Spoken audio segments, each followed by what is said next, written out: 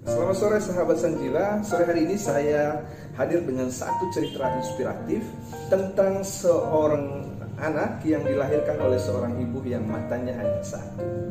Kisah ini berawal dari penyesalan seorang anak perempuan yang dilahirkan oleh ibu yang cacat. Penderitaan itu dia alami bahkan mulai dari ketika dia di bangku sekolah dasar. Dia mengalami banyak sekali bulian dari teman-temannya. Berkali-kali dia diolok karena kondisi ibunya. Saat itu dia merasa sangat menyesal karena dilahirkan oleh ibu dengan kondisi cacat seperti itu. Dalam beberapa kali kesempatan dia sering sekali mengusir ibunya supaya jangan terlalu lama saat mengantarnya ke sekolah karena dia malu dengan teman-temannya. Dan sepanjang hidupnya hingga remaja, kisah bagaimana dia malu dengan masyarakat, bagaimana dia malu dengan temannya, dengan gengnya, menjadi cerita kelabu yang memenuhi perasaan dan pikiran sang anak perempuan. Sampai suatu waktu dia berniat sungguh-sungguh serius bahwa saya harus sekolah tinggi-tinggi supaya saya pergi ke kota lain dan saya membangun karir di sana, dan saya dijauhkan dari ibu saya dijauhkan dari rasa malu ini. Dan ternyata Tuhan mendengar doanya. Dia praktis tidak mengalami kesulitan saat dia belajar, dia berprestasi, dan kemudian dia kuliah di kota yang lain, dan kemudian dia lulus dengan sangat cepat dan dia membangun karirnya di sana. Agak lega rasanya ketika akhirnya menemukan impian kecilnya, ingin punya suatu keluarga yang bahagia tetapi jauh dari ibunya. Dia memiliki 2 orang anak yang cantik-cantik dengan suami yang juga sangat bertanggung jawab dan mapan. Tiba-tiba suatu hari suasana rumahnya menjadi berubah karena dia kedatangan seorang tamu. Tamu itu siapa?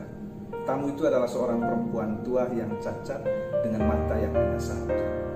Ketika dia memasuki pintu gerbang rumah, sontak anak-anak dari sang putri tadi teriak karena ketakutan melihat si nenek yang matanya hanya satu.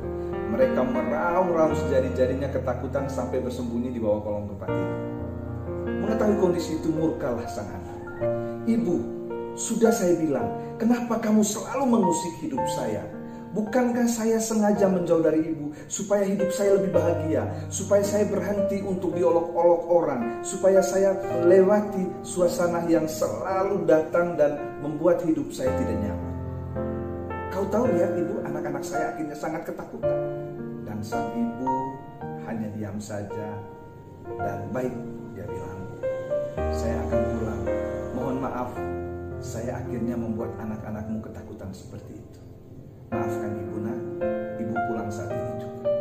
Pulanglah sang ibu ini ke kotanya. Tanpa ada rasa bersalah pun, anak putrinya merasa nyaman setelah ibunya pergi karena dia akhirnya melihat anak-anaknya kembali tertawa karena si nenek yang matanya hanya satu itu tadi sudah pergi. Tapi pada suatu waktu, tiba-tiba dia mendapatkan undangan untuk reuni dari teman-teman SMP-nya, dan mau tidak mau dia harus pulang ke kotanya.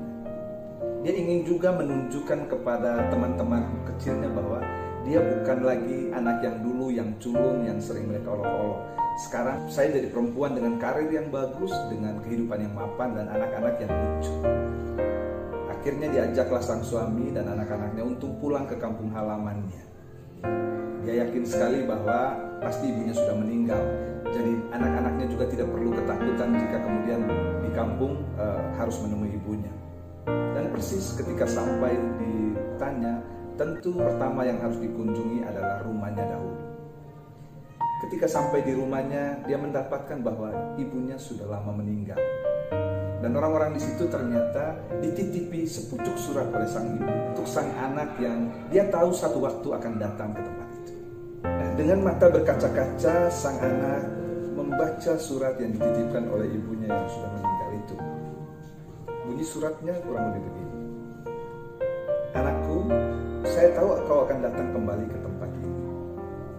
Saya selalu percaya bahwa semesta dan takdir akan memulangkan setiap orang kepada tempat dari mana dia berasal.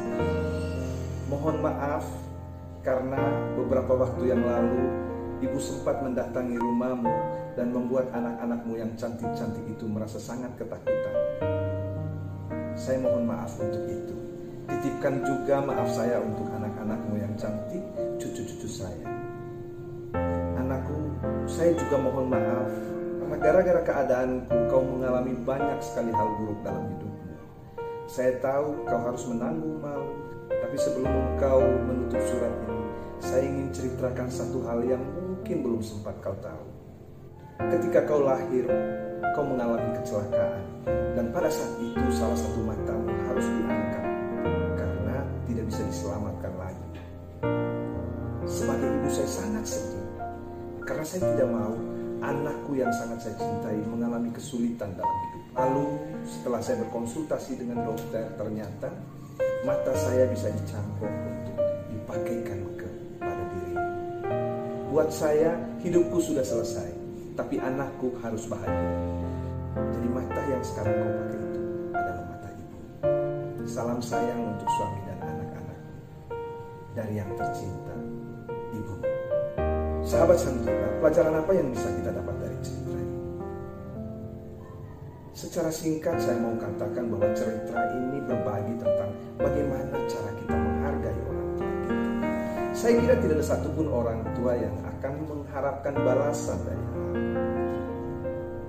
Pelajarannya hari ini adalah seburuk apapun orang tuamu, seburuk apapun tabiatnya, seburuk apapun status sosialnya, dia tetap orang tuamu. Untuk apa kita menghormati mereka? Pertama, karena tidak semua anak tahu apa saja yang dikorbankan oleh orang tuanya untuk anaknya. Karena tidak semua orang tua juga menceritakan pengorbanannya untuk anak-anak. Itu yang pertama. Yang kedua, tidak ada satupun anak yang tahu kapan orang tuanya akan pergi meninggalkan dunia. Maka di sisa waktu hidupnya berpikirlah untuk menghabis ikhlas-ikhlasnya. Karena segala hal yang kau punya, segala kemewahan yang kau punya, segala fasilitas yang kau punya tidak akan ada artinya buat orang tua Anda jika mereka sudah tidak ada di muka bumi. Semoga cerita ini menjadi refleksi buat saya, buat Anda, dan banyak orang lagi yang mendengarkan video ini.